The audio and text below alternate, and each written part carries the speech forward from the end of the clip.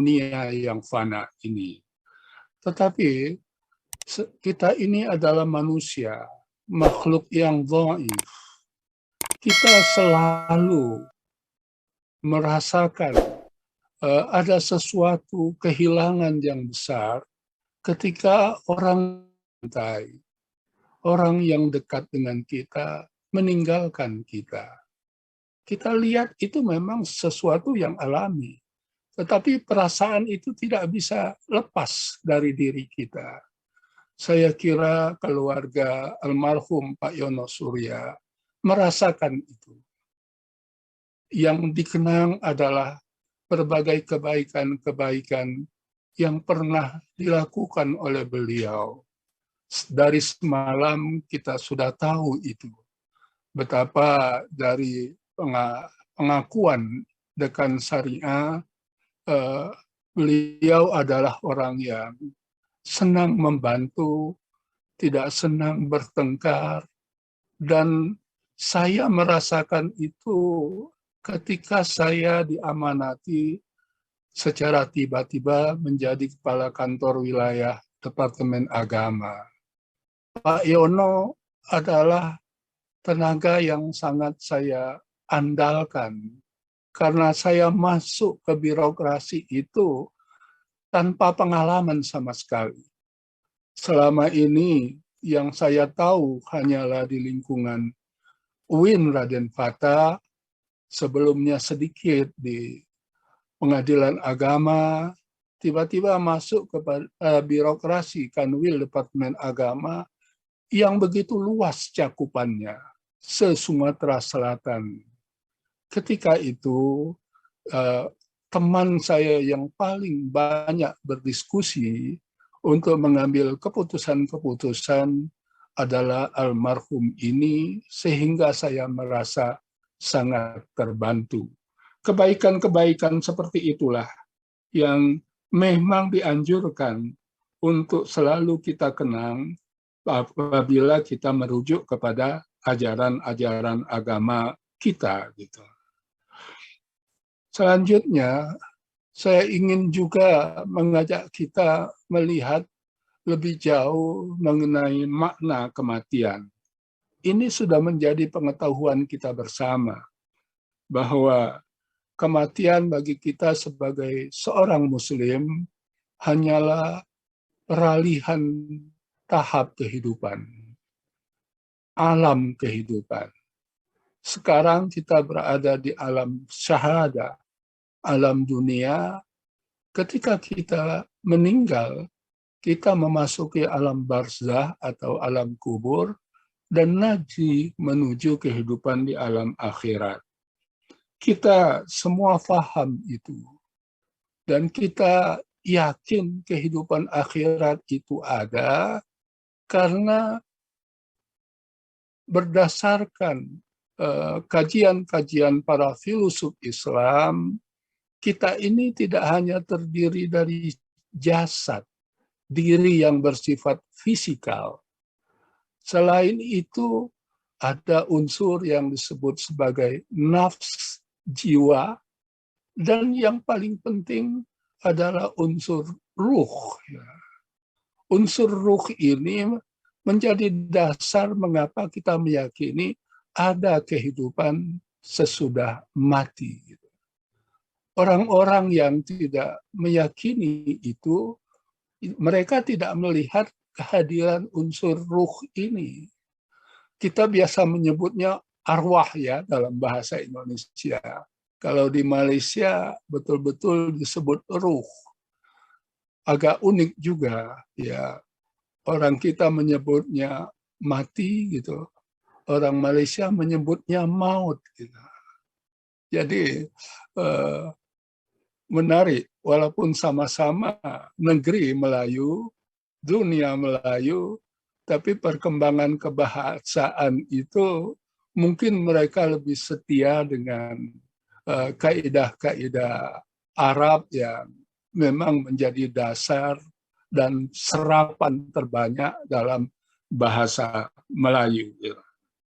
Nah, perpindahan alam kehidupan ini yang berbasis keyakinan kita tentang adanya ruh selain jasad dan nafas itu tentu menjadi bingkai dari cara kita memandang kehidupan secara keseluruhan.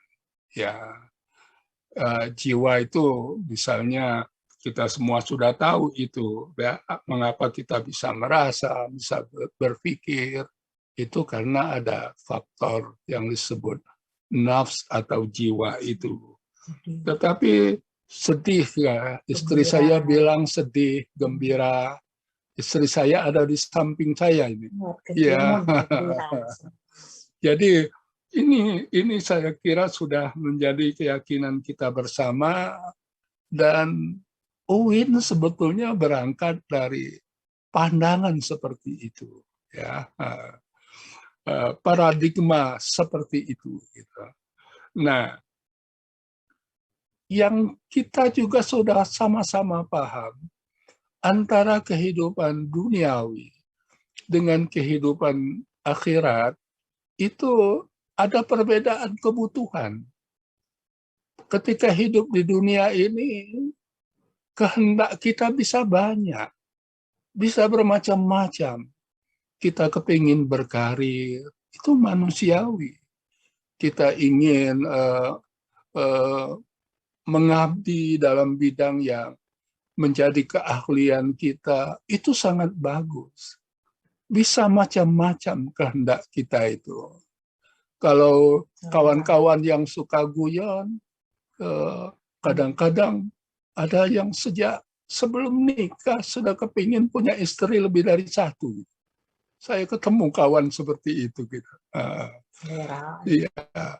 Tetapi kalau kita sudah meninggal, yang kita butuhkan sederhana sekali. Kita butuh ampunan Allah, kita butuh rahmat Allah. Tidak lebih dari itu. Karena dengan ampunan Allah, insya Allah kita terhindar dari siksa di alam kubur dan siksa di neraka. Dengan rahmat Allah, kita akan memperoleh kenikmatan dan nanti kita berada di surga yang kita rindukan. Dari hadis Nabi kita tahu bahwa kita ini hanya mungkin menggapai surga, memperoleh surga kalau kita mendapat rahmat dari Allah Subhanahu wa Ta'ala. Rahmat yang bisa kita sebut dalam pengertian sederhana kasih sayang Allah, atau sifat rahimnya Allah, itu bisa macam-macam sebutan yang kita kenal di dalam dunia akademik Islam gitu. Karena itu, karena kebutuhannya sederhana, itu tentu dunia ini harus kita lihat sebagai medan perjuangan, ladang pengabdian untuk menuju ke akhirat yang abadi itu. Ini yang tidak boleh kita lupakan. Saya kira semua kita harus menanamkan niat ini ketika kita sekarang mengajar, diamanati jabatan-jabatan tertentu, bahwa ini harus menjadi ladang perjuangan untuk menjadi ujian agar kita lulus menuju keabadian di alam akhirat yang penuh kebahagiaan itu. Inilah saya kira titik perjuangan yang tidak pernah putus. Saya, Pak Sarifuddin, itu kan sudah pensiun secara formal.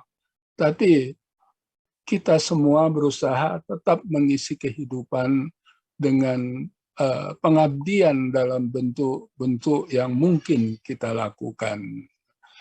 Saya kira ini yang menjadi tantangan hidup kita selama-lamanya. Seterusnya, saya kira kita paham dengan hadis yang berbunyi wa kafa bil mauti wa'idha. Ini hadis ini menunjukkan bahwa kita harus menjadikan peristiwa kematian ini sebagai pelajaran. Mungkin selama ini pelajaran yang bersifat individu, tapi izinkan saya melihat ini sebagai tantangan bagi institusi, bagi fakultas, dan bagi UIN. Gitu. Tantangan untuk apa? Saya lihat pentingnya peristiwa pandemi ini harus direspons dengan semangat riset saintifik dan teknologi. Mungkin sudah ada di lingkungan kita, tapi saya tidak tahu. Sangat disayangkan kalau ini tidak kita lakukan. Tantangan besar. Bagaimana melihat apa yang sedang berjalan sekarang sebagai sebuah bidang kajian yang menyangkut kehidupan manusia yang harus kita aktif terlibat di dalamnya. Ketika IAIN menjadi UIN, ketika fakultas-fakultas, misalnya fakultas sains ada di lingkungan UIN, rasanya kita bisa melakukan itu gitu. Secara pribadi tentu kita sudah melakukan sedikit demi sedikit pengamatan terhadap itu. Saya mengikuti misalnya perkembangan yang terjadi di Jakarta, bagaimana dengan lockdown, PKPM, PPKM kata istri saya. Ya, saya selalu salah kalau istilah baru begini ini. Itu yang dibarengi dengan perataan vaksinasi ternyata menunjukkan hasilnya sekarang ini. Ini saya kira di Jakarta itu laporan bahwa sudah menjadi zona hijau itu sudah dominan gitu. Karena dua faktor itu tadi ya. Pada satu sisi ada PPKM, mudah-mudahan saya tidak salah lagi ya. Pada sisi yang lain vaksinasi itu digenjot betul. Saya dengar terakhir gubernur dan kapoldanya itu mentargetkan dalam bulan Agustus ini sudah selesai vaksinnya gitu. Mudah-mudahan ini akan menjadi temuan ya, temuan bagaimana Indonesia berusaha mengatasi pandemi secara penuh penyesuaian dengan karakteristik budaya orang Indonesia termasuk sisi agamanya gitu. Tadi saya baca bahwa mungkin Masjid Istiqlal dalam minggu ini sudah akan memulai pelaksanaan sholat Jumat yang selama ini ditutup. Ini saya kira bentuk yang bisa kita amati sekarang. Tetapi rasanya tantangan yang bersifat institusi ini itu harus secara sistematis kita kerjakan melalui riset yang serius dalam bidang-bidang terkait, bukan hanya dari sisi agama, termasuk dari sisi saintifik, walaupun mungkin kita belum bisa masuk ke teknologi ya, kecuali bekerja sama dengan pihak luar. Kita belum ada fakultas kedokteran gitu, yang memang dirancang untuk ada pada masa yang akan datang. Tapi ini saya kira sesuatu yang respons dan menghadapi hadis Nabi itu tadi ya, bagi institusi. Saya juga ingin melihat pengalaman kecil ketika masjid kami mulai menggerakkan posko relawan peduli isoman COVID-19 yang berusaha menjangkau RT, 5 RT yang ada di lingkungan masjid kami, dan ditambah di aspal, itu kelihatan kebutuhan-kebutuhan yang harus dilakukan oleh komunitas beragama berhadapan dengan perkembangan pandemi ini. Nah, salah satu yang menarik misalnya ketika di antara narasumber yang berpengalaman yang kita minta menyampaikan berbagi pengalaman pada para relawan kita dalam pelatihan kecil itu dari Rumah Sakit Miria. Bagaimana mereka membangun pendekatan agar semangat hidup tetap tinggi, tapi tetap menerapkan prinsip-prinsip ilmiah kedokteran melalui pengalaman rumah sakit itu. Saya pernah berusaha untuk memastikan bagaimana misalnya Rumah Sakit Miria itu menyelenggarakan jenazah. Akhirnya setelah kontak dengan pihak rumah sakit, ternyata mereka mendekatinya secara profesional. Ini yang saya lihat itu. Sejak pandemi COVID, mereka menyediakan tenaga untuk memandikan jenazah karena dari rumah sakit harus keluar dalam bentuk yang sudah selesai dimandikan, dikafani sehingga aman gitu. Yang mereka minta ternyata orang yang berpengalaman di Rumah Sakit Siti Khadijah. Dan saya berbicara langsung dengan Pak Haji Rusli. Mengapa dia diminta itu, dia sendiri juga tidak tahu. Tetapi tiba-tiba saya dihubungi. Yang saya lihat itu manajemen profesional harus dikembangkan. Ketika ada kebutuhan, kalau dulu kan bayangan kita, orang meninggal di Rumah Sakit Miria itu, jenazahnya bisa dibawa pulang. Kalau dia Muslim, diselenggarakan penyelenggaraan mandinya bisa dibawa pulang. Tetapi ketika pandemi COVID ini, itu tidak boleh, sangat berbahaya. Yang mereka lakukan kemudian menggunakan tenaga yang sudah berpengalaman di Rumah Sakit Siti Khadijah. Manajemen yang lebih profesional, saya kira salah satu sisi yang kita bisa pelajari secara serius untuk bidang-bidang kajian keislaman kita di masa yang akan datang. Saya juga ingin berbagi sedikit pengalaman yang mungkin Pak Saripudin Yaakob juga pernah mengalami itu. Saya dan istri pernah berobat ke klinik di Malaysia, klinik yang letaknya di Selangor, ya, klinik warisan tradisional Melayu, ya, di Shah Alam, ya, yang ditangani oleh seorang dokter bedah yang bergelar Datuk, gitu.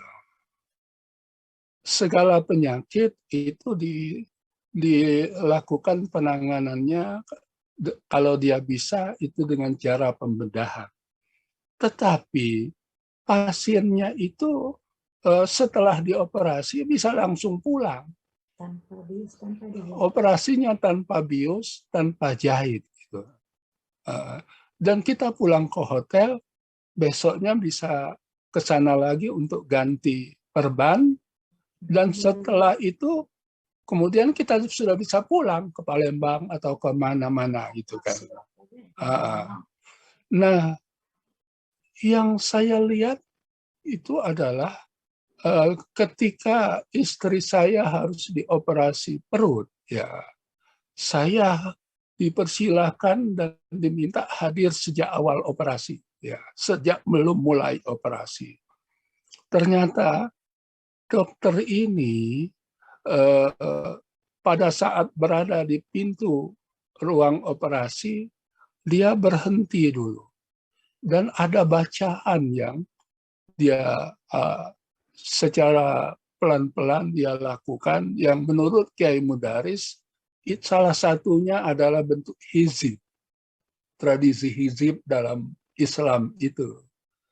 Setelah itu selesai, baru dia mendekat kepada istri saya. Ada lagi yang dibacanya.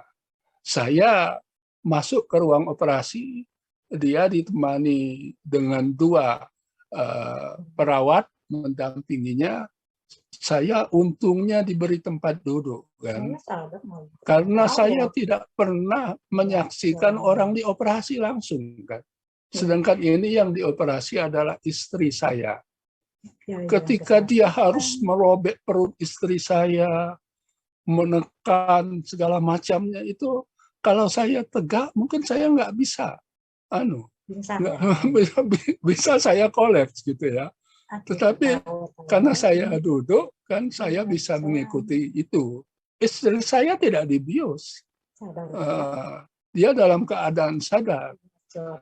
Ketika kemudian misalnya ini yang Bapak mendekat ke sini, saya disuruh mendekat, kemudian ini yang akan kita ambil, Pak, dari perut istri saya itu. Saya duduk lagi. Berikutnya saya disuruh dekat lagi. Ini banyak sekali gas di perut istri Bapak. Kita ambil ini, Pak. Nah, itu. Dan setelah itu selesai gitu kan, dia tinggal menutup, baru saya kemudian diizinkan keluar. Yang saya lihat itu adalah ini mungkin cerminan dari tradisi pengobatan Islam masa lalu. Kalau kita dengar misalnya ahli-ahli kedokteran Islam yang sudah melakukan pembedahan, mungkin ini adalah salah satu bentuk itu gitu kan. Bayangkan dalam tempo 1 hari bisa 30 orang dioperasi. Dan itu dilakukan oleh dia sendiri. Yang pasien baru 30, jadi 60. Pasien baru dia terima 30, yang operasi 30 gitu. Dan ketika di hotel, ternyata orang dari semua agama yang datang ke situ itu dan banyak bangsa gitu. Mereka betul-betul berterima kasih karena sudah punya pengalaman dengan istrinya. Kita doakan umurnya panjang, Pak, kan agar bisa bermanfaat luas bagi masyarakat kita. Jadi ini yang saya lihat sebagai sebuah tantangan gitu. Selama ini kita hanya mendengar yang memanfaatkan tradisi pengobatan tradisional berpadu dengan kedokteran modern itu adalah Cina. Pak Dahlan Iskan tahu sekali mengenai itu gitu. Memadukan pengobatan kedokteran modern dengan tradisi pengobatan Cina sehingga menjadi padu. Dan itu sudah dimasukkan tradisi pengobatan Cina itu dalam sistem komputer yang mudah untuk diikuti gitu, dengan perhitungan side effect dan segala macam. Nah, saya kira harus memulai riset saintifik ke arah itu gitu. Sebagai bentuk respons akademik terhadap kejadian-kejadian seperti yang kita alami sekarang ini. Saya kira kita bisa mengambil pelajaran banyak dari musibah pandemi yang sedang berlangsung sekarang. Saya kira juga kawan-kawan yang lain yang lebih tinggi kualifikasinya punya pandangan-pandangan yang mungkin lebih banyak lagi daripada saya. Saya ingin menutup kesempatan berharga ini dengan rasa bela sungkawa yang mendalam kepada keluarga almarhum Yono Surya yang kita tahu penuh kebaikan semasa hidupnya. Mudah-mudahan ini menjadi teladan bagi kita semua والعفو منكم والسلام عليكم ورحمة الله وبركاته. Waalaikumsalam warahmatullahi wabarakatuh. Terima kasih Buya Manan Abdullah. Bapak Ibu, sungguh sangat syarat pesan-pesan, sangat padat. Banyak pelajaran yang bisa kita petik, pesan-pesan penting yang bisa kita petik dari apa yang Buya sampaikan tadi. Setidaknya kami mencatat ada 3. Yang pertama soal pesan-pesan tentang kehidupan kita dalam rangka menghadapi kematian, kemudian tentang tanggung jawab kita dalam tugas keseharian kita, dan pentingnya pengembangan ilmu pengetahuan di lembaga kita ini. Saya kira ini masih Buya yang dulu yang sangat peduli dengan lembaga kita ini. Terima kasih Buya, mudah-mudahan dapat kami jadikan pelajaran, pesan-pesannya bisa kami tunaikan mudah-mudahan. Bapak Ibu yang kami hormati, selanjutnya doa. Doa ini akan diholipahi oleh Buya Syarifuddin Yakub. Pada Buya, kami persilakan Buya.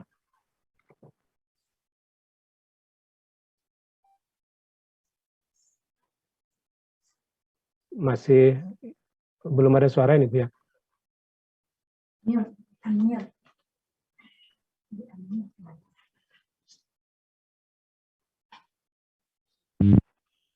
Halo. Ya, silakan Buya, sudah ada suaranya. A'udzubillahiminasyaitonirrajim. Bismillahirrahmanirrahim. Alhamdulillahirabbil alamin. Hamdas syakirin, hamdan na'imin, hamdan yuwafi ni'amahu wa yukafi'u mazidah. Ya Rabbana lakal hamdu kama yanbaghi li jalali wajhikal karimi wa 'azimi sultanik. Allahumma shalli wa sallim wa barik ala sayyidina Muhammadin fil awwalin. Wa salli wa sallim wa barik ala sayyidina Muhammadin fil akhirin. Wa salli wa sallim wa barik ala sayyidina Muhammadin fi malil ala ila yaumiddin. Wa salli wa sallim wa barik ala sayyidina Muhammadin fi kulli waqti wahin. Wa salli wa sallim wa barik ala sayyidina Muhammadin hatta tarisal ardu wa man 'alaiha wa anta khairul warisin. Rabbana zalamna anfusana wa in lam taghfir lana wa tarhamna lanakunanna minal khasirin. Rabbana ighfir lana dzunubana wa liwalidina warhamhum kama rabbawna shighara. Wa li jami'il muslimina wal muslimat wal mu'minina wal mu'minat al ahya'i minhum wal amwat. Wa nakhussu khususan li ruhi almarhum Haji Yono Surya bi rahmatika ya arhamar rahimin. Allahumma taqabbal wa aghsil sawaban ma qara'na minal Qur'anil azim. Hadiyatan minna wasilah wa barakatan samila. Nuqaddimuha wa nuhdiha ila hadrati habibina wa syafi'ina wa qurrata ayunina Muhammadin Abdillah wa ala alihi wa sahbihi ajma'in. Summa ila arwahi sadatina Abi Bakri wa Umar wa Utsman wa Ali wa ila baqiyatil asrati mubassarati bil jannah wa ila arwahi awliya illahi masarikil ardi illa maghribiha bariha wa bariha ana makanu wa kana kainu fi ilmika wa halat arwahuhum ya rabbal alamin. Summa ila arwahi almarhum Haji Yono Surya manijata makna hahuna bisa babihi wali ajlih anallahu yaghfir lahu wa yarhamhu wa yaskinuhumul jannata bi rahmati wa walidina wa walidihim khassah wa li jamil amwatil muslimina amma awsilillahu masawa dzalika minna ilaihi. Allahumma ij'alhu nuran yas'a wa yata'ala baina yadayhi. Allahumma ij'alhu fida'an lahu minan nar wa sitran lahu minan nar wa fikakan lahu minan nar.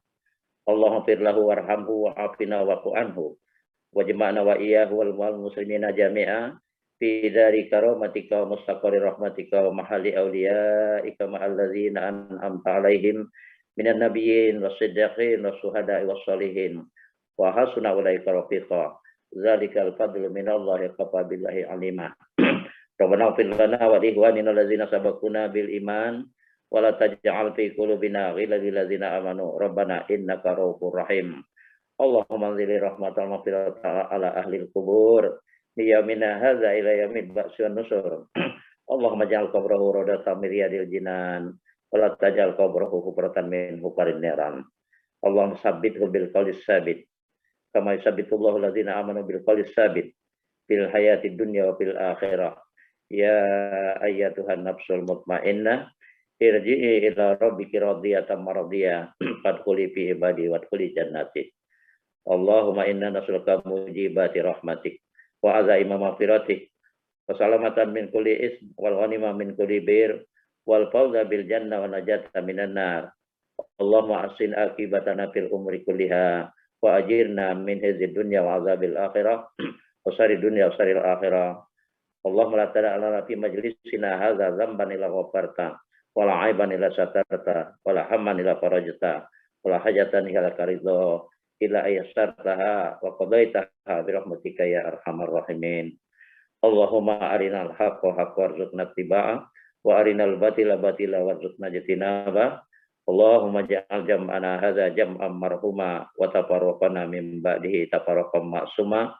Rabbana hab lana min azwajina wa dzurriyyatina qurrata a'yunin waj'alna lil muttaqina imama. Rabbana atina fid dunya hasanah wa fil akhirati hasanah wa qina azabannar wa adkhilna jannata ma'al abrar ya aziz ya ghaffar ya rabbal alamin. Wa sallallahu ala sayyidina Muhammadin nabiyil ummi wa ala alihi wa sahbihi ajma'in. Subhana rabbika rabbil izzati amma yasifun wa salamun alal mursalin walhamdulillahi rabbil alamin. Al-Fatihah. Bismillahirrahmanirrahim.